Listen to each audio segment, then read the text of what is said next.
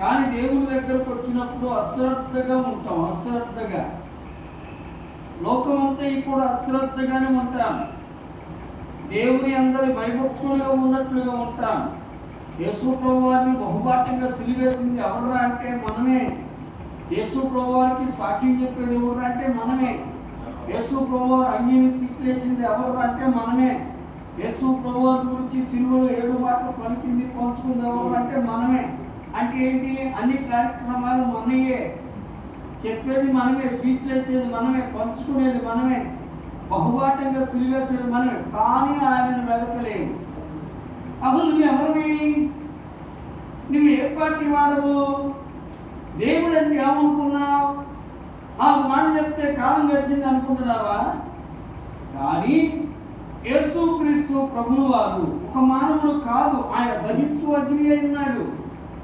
నేను ఎంత తపస్సు చేసినా కానీ దేవుడే నీతో మాట్లాడాలంటాడు. వారు నన్ను శ్రద్ధగా వెతికితే కానీ నేను వారికి బైబిల్ గ్రంథంలో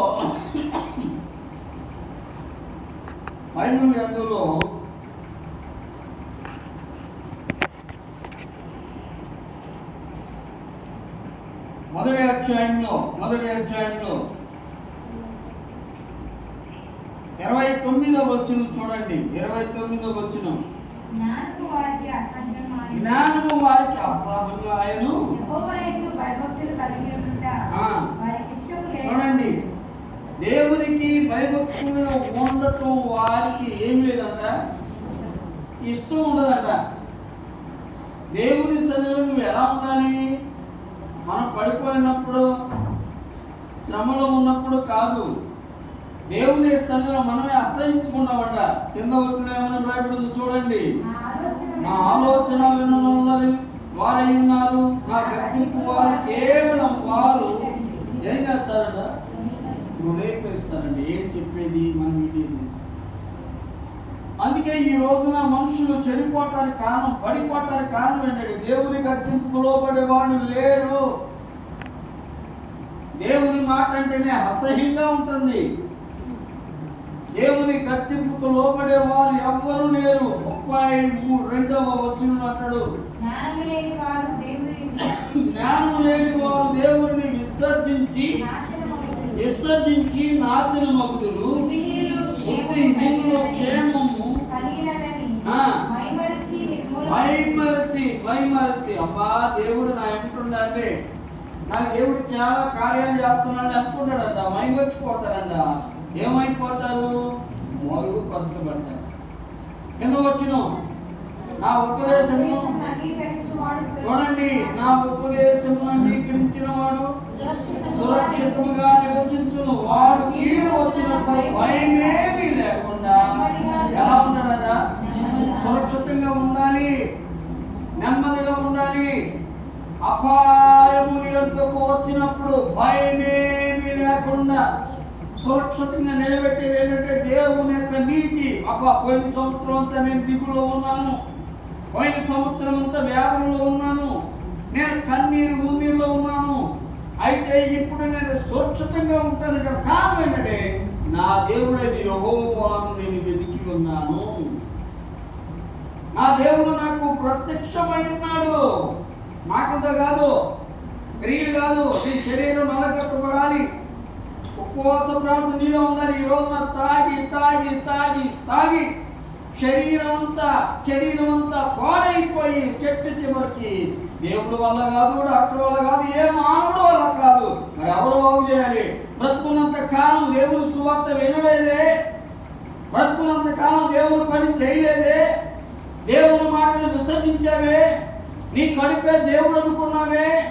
కానీ దేవుని వాక్యాన్ని విసర్జించడం వలన ఎలా సురక్షితంగా ఉండగలుగుతాం? మన ఇంట్లో మనమే క్షేమంగా ఉండాలి, మన ఇంట్లో మనమే సురక్షితంగా ఉండాలి అంటే వెండి బంగారం వెళ్ళగలిగిన వస్తువులు కాదు, కానీ ఆయన కృప మనకు కీడు వచ్చినప్పుడు క్షేమంగా ఉంటామంట. దేవుని స్తోత్రం. సురక్షితం అంటే నెమ్మది, ఆనందం, సంతోషం, దేవుని యొక్క వెలుగును, తేజస్సును మనం చూడగలుగుతామంట. కాబట్టి మనము దేవుని యొక్క సన్నిధిలో బైబిల్ గ్రంథంలో 2వ అధ్యాయము 2వ అధ్యాయం 10వ వచనం చూడండి. 10వ వచనంలో జ్ఞానము నీ హృదయములో వచ్చును, తెలివి నీకు మనోహరముగా ఉండును, బుద్ధి నిన్ను కాపాడును, వివేకము నీకు కావలి కావలి కావలి ఉంటుందంట కదా. నిన్ను కాపాడేవాడు, నీ పశువుల మందను కాపాడేవాడు, నీ పిల్లలను కాపాడేవాడు, నీ కుటుంబ వ్యవస్థను కాపాడేవాడు, నీకు కాపలా ఉండేవాడు ఎవరంటే దేవుని యొక్క దయ, దేవుని యొక్క కృప, ఆయన కాపల నీ ముందు ఉంటుందంట. మనకి ఎవరు సెక్యూరిటీ అవసరం, నీ అవసరాలను బాగుచేసేది ఒక ఆయన. అందుకే మనం దేవునికి తీర్మానం కలిగి ఉన్నాం. దేవుని యొక్క సన్నిధిలో నువ్వు సురక్షితంగా ఉండాలి అంటే ప్రభు యొక్క మార్గము. బైబిల్ గ్రంథంలో ఒక మాట రాయబడి చూడండి. 2వ అధ్యాయంలో 20వ వచనం చూడండి. నీవు సత్యముల మార్గమందు నడుచుకుందువు, నీతిమంతుల యొక్క ప్రవర్తనను అనుసరించెదవు, యథార్థవంతులు దేశమందు నివసించెదరు. ఎలా ఉంటారంట?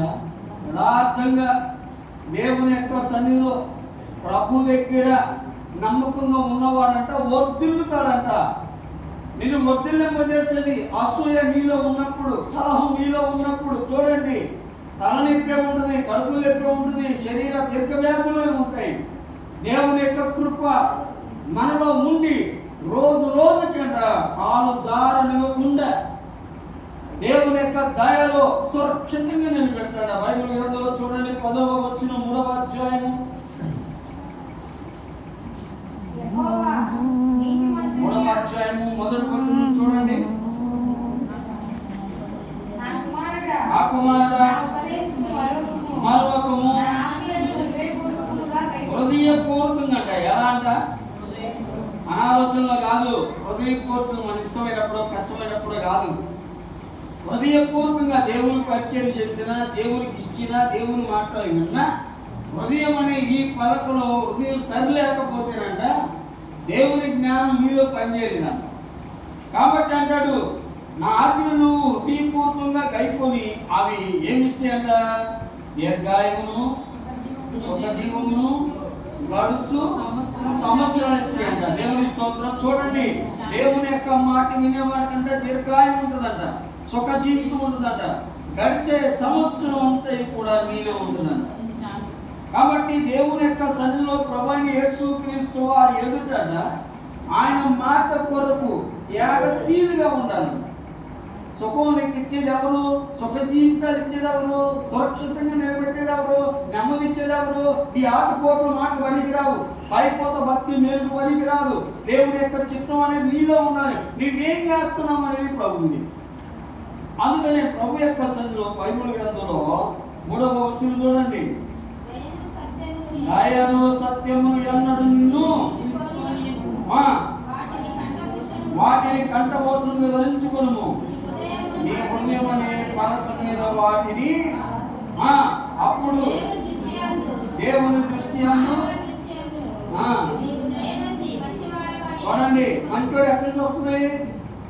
దేవుని యొక్క సన్నిధిలో. దయ ఎక్కడి నుంచి వస్తుంది? దేవుని యొక్క సన్నిధిలోనే. ప్రభు యొక్క సన్నిధిలో ఆయన దయ నీకు కావాలంట. మనుషులు ఏ పాటి వారు? బైబిల్ గ్రంథంలో 10వ వచనం చదువునా? 10వ వచనం చూడండి. అప్పుడు నీ కోట్లలో ధాన్యము,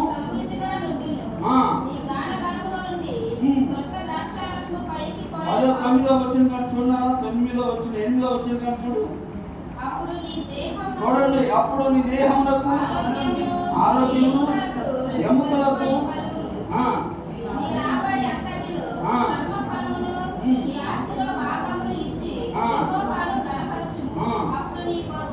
అప్పుడు చూడండి, నువ్వు సమృద్ధిగా ఉండాలి అంటే ప్రథమ పొలంలో కానీ, పంటల్లో కానీ, వాడి ఖర్చుల్లో కానీ దేవుని యొక్క సన్నిధి ఇస్తే పరలోకంలో ఉన్న దీవెన నీ యొక్క కోరుతుందంట. నువ్వు నాకు కాదు ఇచ్చేది, నేను నీకు కాదు ఇచ్చేది. మన తండ్రి అయిన దేవుని యొక్క పని భూమి మీద కనుక కరెక్ట్గా చేస్తే దేవుని యొక్క సన్నిధిలో ప్రభువైన యేసుక్రీస్తు వారి ఎదుట నీ కానుకలలో ద్రాక్ష రసము నీ కుటుంబం వర్ధిల్లుతుంట, నీ కుటుంబంలో దీవెనలు ఉంటాయట, సమృద్ధి అయిన ఆశీర్వాదం ఉంటుందంట. కాబట్టి మనము దేవుని యొక్క సన్నిధిలో ప్రభువైన యేసుక్రీస్తు వారి ఎదుట ఎప్పుడు ఆయన మేలు చూడాలి. బైబిల్ గ్రంథంలో చూడండి, బైబిల్ గ్రంథం అదే అధ్యాయము 11వ వచనం చూడండి. 11వ వచనం, నా కుమారుడా యెహోవా శిక్షను ఇష్టవద్దు,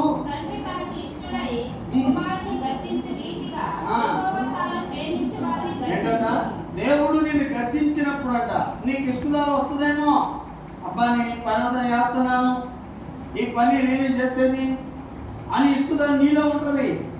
కాబట్టి ఆయన గద్దింపు నీలో ఉంటే అది నీకు వేలాయను అని అంటాడు. బైబిల్ గ్రంథం అంతట్లో చూస్తే బైబిల్ గ్రంథంలో చూడండి, అదే అధ్యాయంలో 24వ వచనం చూడండి. 24వ వచనం,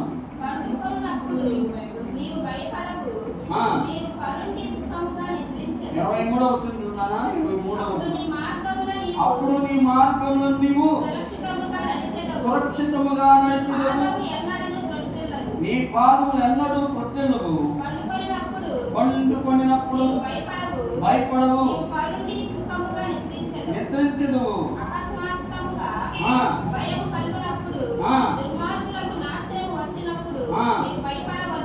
భయపడవద్దు,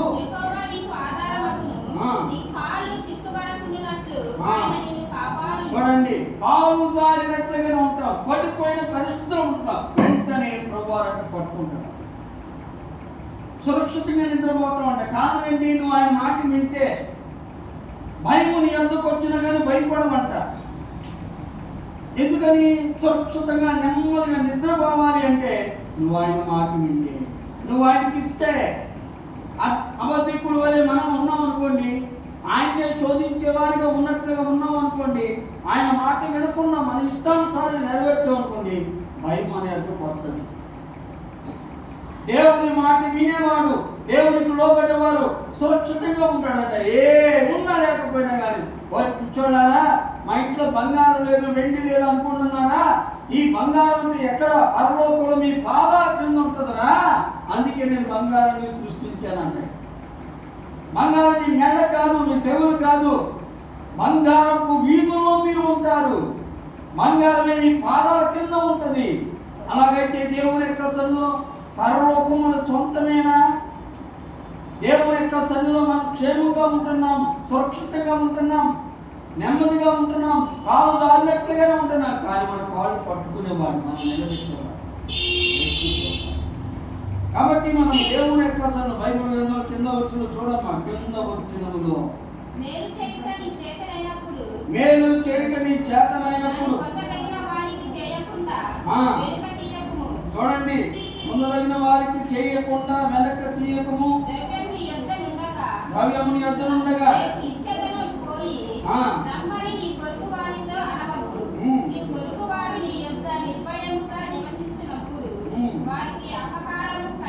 చూడండి, కొన్ని సందర్భాల్లో దేవునికి ఇచ్చినట్లుగానే ఉంటాం, దేవునికి ఇవ్వాలని అనుకుంటాం.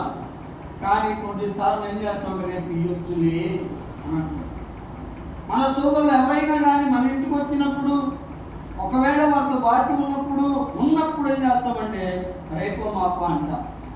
అలాగే దేవుని పని కూడా నిర్లక్ష్యంగానే ఉంటారు. రేపు ఇవ్వచ్చులే, లేదు రేపు చేయొచ్చులే అనుకుంటామంట. ఆ నిర్లక్ష్యతను బట్టంట దేవుని యొక్క సన్నిధిలో దీన్ని ఏమంటారంటే మూర్ఖత్వం. బైబిల్ గ్రంథంలో 33వ వచనం చూడండి. 33 భక్తిహీనుల ఇంటి మీదకి యెహోవా శాపము వచ్చును, నీతిమంతుని నివాస స్థలమును ఆయన ఏం చేస్తాడంట? ఏం చేస్తాడు? భక్తిహీనుల ఇంటి మీదకి శాపం వస్తుందంట. అల్లరితో కూడిన ఆటపాటలు, నిత్యమైన కార్యాలు, త్రాగుడు, ఇవన్నిటికంటే దేవుని యొక్క సన్నిధిలో నీతిమంతుల యొక్క నివాసం మీదంట, మన ఇంటి మీదే. మన ఇంటిలోనికి శాపం రాకూడదని, మన ఇంటిలోనికి తెగుళ్ళు రాకూడదని, మా ఇంట్లోకి దీవెన రావాలని, మా పిల్లలు అభివృద్ధి పొందాలని, మా కుటుంబం క్షేమంగా ఉండాలని ఎల్లప్పుడూ స్థుతులు ఎప్పుడు దేవుని దగ్గర రాజీ పడాలంట. దేవునికి రాజీ పడే మనసు లేకపోతే మన ఇంటికి చీకటి కమ్ముకుంటున్నాం. అపవాది, లైకర్త, లూసిఫర్, మరణదూత, వేటగాడు, నరహంతకుడు, వంచకుడు, లయదూత, వీళ్ళందరూ ఒకే పేరుతో కలిగిన వాడు మన ఇంట్లోకి వచ్చి నీ నోరును వాడుకుంటాడంట. నీ నోరుతో హద్దు లేకుండా వాడు. మనలో అద్భుతాలు కావాల్సినవి, సూచక్రియలు రావాల్సినవి, మహత్కార్యాలు రావాల్సినవి ఏమైంది? ప్రభువుని పిలిస్తే పలకట్లేదే. కారణం ఏంటి? దేవుని యొక్క సన్నిధిలో దుష్టుడు పారిపోవాలని కోట్లేదంటే కారణమే లోకం మీద మన భ్రమ. దేవునికి ఇవ్వవచ్చులే, చెయ్యొచ్చులే. ఏమనుకున్నావు? ఆశీర్వాదం అంటే ఏమనుకున్నావు? నీ ఇంటికి ఆశీర్వాదం రావాలి, నీ ఇంట్లోకి దీవెన రావాలి, నీ పాడి పక్షులు క్షేమంగా ఉండాలి, నీ పిల్లలు వర్ధిల్లాలి అంటే ఎవరి మాట వినాలి? నువ్వు దేవుని మాట తిరస్కరిస్తావు. దేవుని సేవకులు అంటే వెలివేసినట్టుకుంటా వాళ్ళు ప్రవక్తలు ఎంతో మంది ఉన్నారు, బోధకులు ఉన్నా కానీ దేవుని చేత ఏర్పరచబడిన దేవుడు మాకు ఇచ్చిన విలువ ఎంతో గొప్పది. ఆ గొప్పదే మనకు సమాధానం, ఆ గొప్పదే మనకు సంతోషం, ఆశీర్వాదం ఎవడు ఇవ్వలేడు. అంత ఉద్యోగం ఉన్నా, అంత పాస్తులు కలిగి ఉన్నా ఆశీర్వాదం అనేది కొబ్బరికాయ కొట్టినంత మాత్రాను, నిలువులో పిలిచినంత మాత్రాన్ని కాదు. నువ్వు ప్రభువు దగ్గరికి కష్టపడాలి, దేవునికి సమీపంగా ఉన్నాను. బైబిల్ గ్రంథంలో 4వ అధ్యాయము 4వ వచనం చూడండి. 4వ వచనం, ఆయన నాకు బోధించును. చూడండి, నీ హృదయము పట్టుదలతోను ఏం చేయాలంట? నీ హృదయము పట్టుదల ఉండాలంట. ప్రభువులో పట్టుదల. ఎక్కడ మనుషులు ఉన్నారంట ఆన్లైన్ ఫ్లైట్కి ప్రభు దగ్గర. ఎవరు చెప్పగలుగుతారా? 2 మనుషులు వాళ్ళ దగ్గర నుంచి వచ్చింది ఆన్లైన్ ఫ్లైట్. వచ్చింది ఇంకా చెప్పు. యాకోబు దేవుని సన్నిధిలో పెనుగులాడారంట. పట్టుదల, ప్రభు దగ్గర పట్టుదల. పట్టుబడిక మనం ఏం చేస్తామండి? నేను రాత్రి ఉన్నప్పుడు మనం దేవుని పని చేస్తాను. అందుకని దేవుని యొక్క ఆశీర్వాదం బాగుంటుంది. ఈ రోజున ఎవరి పిల్లలు చూస్తుండే మంగళగిరిలో పాత్రలు పాడైపోయినాయి అని చెప్తున్నారు, డాక్టర్ పనికిరాడని చెప్తున్నారు. ఎన్ఆర్ఐ హాస్పిటల్ వాళ్ళే తాగి లక్షలు ఖర్చు పెట్టి తల్లిదండ్రులు బిడ్డలు కోల్పోయి నెమ్మదైన పరిస్థితుల్లో కారణం చెప్తా ప్రభువులో పట్టుదల లేదు. దేవుని యొక్క సన్నిధిలో పట్టుదల కలిగి దేవుని యొక్క సన్నిధిలో ఆయన మాట వినాలంట. అందుకని అంటాడు, ఆయన ఆజ్ఞలు గైకొని దేవుని చుట్టూ హృదయం పట్టుదలతో దేవుని మాటలు దేవుని మాట అంటే ఏమనుకున్నా తెలుసా? అశ్రద్ధతో కూడింది కాదు, అనాలోచనతో కూడింది. దేవుని మాట విలువని బ్రతుకుతావు. చెయ్యి ఎండిపోద్దంటే ఎండిపోతుంది, బ్రతుకుతావు. పిలుపుగలిగిన వారి దగ్గర వాగ్దానాలు ఉంటాయి. పిలుపులేని వాడు ఎన్నో చెప్తాడు. పిలుపుగలిగిన వాడి దగ్గరే అనేకమైన కార్యాలు. దేవుని మాట నీ ఇష్టమైనప్పుడు ఏదో దేవుని పని చేద్దాం అనుకుంటా. గర్వంగా ఉన్నప్పుడు అతిశయపడతారు. దేవుని సాగులు ఎప్పుడు మాట్లాడతారు. దేవుని సాగుని అన్నిలో అక్కడ కింద వచ్చిన దేవుని రాయకుండా కూర్చున్నామా?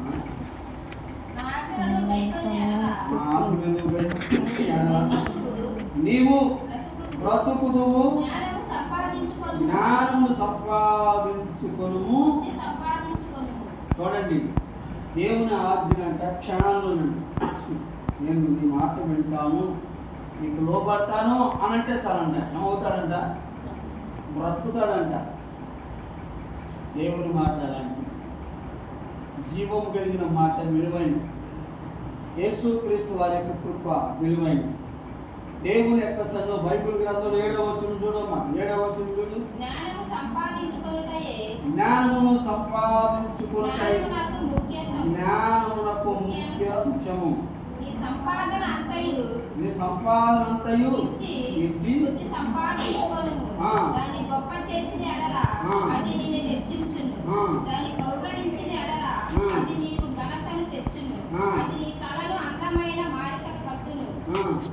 ప్రకాశమానమైన కిరీటమును నీకు దయచేయును.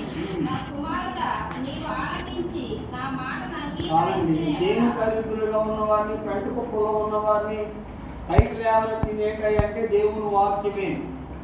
వాక్యమే ఆశీర్వదిస్తుందంట, వాక్యమే అభివృద్ధి పొందుతుందంట. మనం అంటాం దేవుడు నన్ను ఆశీర్వదించాలి, దేవుడు నన్ను అభివృద్ధి చేయాలి, దేవుడు పని చేయాలి, నేను దేవుడు పని చేయాలి అంటాడంట. అక్కడ దెయ్యం ఓడిలో పడిపోతారంట, దెయ్యపు మనసులో పడిపోతారు, ఆకానులాగా ఆశించే మనసులో పడిపోతారంట, దేవునికి దూరంగా ఉంటారంట. దేవుని యొక్క సన్నిధిలోని సంపాదనలో ప్రభుకి ఇచ్చినప్పుడు, ప్రభు యొక్క మాట విన్నప్పుడ నీ తల దగ్గర నుంచి అరికాల వరకు కూడా ఆయన కృప వెనుబడి కృప, ఆయన నిన్ను హెచ్చిస్తాడు, ఆయన నిన్ను ఆశీర్వదిస్తాడు. ఆయన ప్రకాశమానమైన వెలుగుతో నీ తల మీద ఉంచుతాడు. చాలా మంది తలెప్పి దేవుని వాక్యం, దేవుని కృప అంటే లేదా దేవుని యొక్క సన్నిధిలో ఎప్పుడు కూడా తృప్తిల్లకూడదు, ఎప్పుడు తృప్తిల్లకూడదు. దేవుని వాక్యం ప్రభువైన యేసుక్రీస్తు వారి యొక్క బైబిల్ గ్రంథంలో ఒక మాట ఇప్పుడు నేను ముగిస్తాను. 4వ అధ్యాయము 23వ వచనం చూడండి. 4వ అధ్యాయం 23వ వచనం. నీ హృదయములో నుండి జీవధారలు బయలుదేరును. కాబట్టి అన్నిటికంటే ముఖ్యముగా నీ హృదయమును భద్రముగా కాపాడుకొనుము. ఏం చేయాలంట? నీ హృదయంలో నుండి జీవధారలు ఎక్కడి నుంచి వస్తాయి? తీపి మనస్సు అంటే ప్రేమ కలిగిన మనస్సు ప్రభులో ఉన్నప్పుడు జీవధారలు నీలోనే ఉంటాయంట. కాబట్టి అన్నిటికంటే ముఖ్యముగా నీ హృదయాన్ని ఏం చేయాలంట? మొహమ్మట అంటుంది ఏ అని అంటావా? లేదు, 10 మందిని పోగు చేస్తావు. దుష్టుడు నీ వద్దకు వస్తాడు, మ్యాగ్నెట్ లాగా వస్తాడు, నీ హృదయాన్ని పాడు చేస్తాడు, నీకు నెమ్మది లేకుండా చేస్తాడు. కాబట్టి నువ్వు మొరపెట్టినా కానీ, చేతులెత్తి ప్రార్థన చేస్తున్నా కానీ జవాబు దొరకదని. అందుకని మనం ఇప్పుడు కూడా పక్కగా ఉండాలి. అన్నిట్లో ప్రార్థనలో, దేవునికి ఇవ్వటంలో, పరిచర్యలో, ప్రభు దగ్గర విశ్వాసంలో, ప్రభు దగ్గర నమ్మకం ఉండాలి. కింద వచ్చులో రాయబడిన మాట ఏంటంటే, మూర్ఖపు మాటలు నీ నోటికి రానియకము, నీ పెదవుల నుండి కుటిలమైన మాటలు రానియకము, నీ కన్నులు ఇటు అటు చూడకుండా సరిగా చూడుము, నీ కనురెప్పలు నీ ముందర చూటిగా చూడవలెను. చూడండి, దేవుని యొక్క సన్నిధిలో ఇవ్వడానికి, ప్రభు యొక్క పని చేయడానికి మానవుని యొక్క తలంతులు ఎలా ఉంటాయో చూడండి. దేవుని యొక్క చిత్తం అనేది సైతానుడు నీ మనసును బంధం చేస్తాడని. కాబట్టి మనం దేవుని యొక్క సన్నిధిలో ఆయనలో ఉన్నప్పుడు ఆయన కృప మన ఆయన రెక్కల చాటును మనం కింద ఒక మాట చెప్పి ముగిస్తాను. 6వ అధ్యాయము 4వ వచనం చూడండి.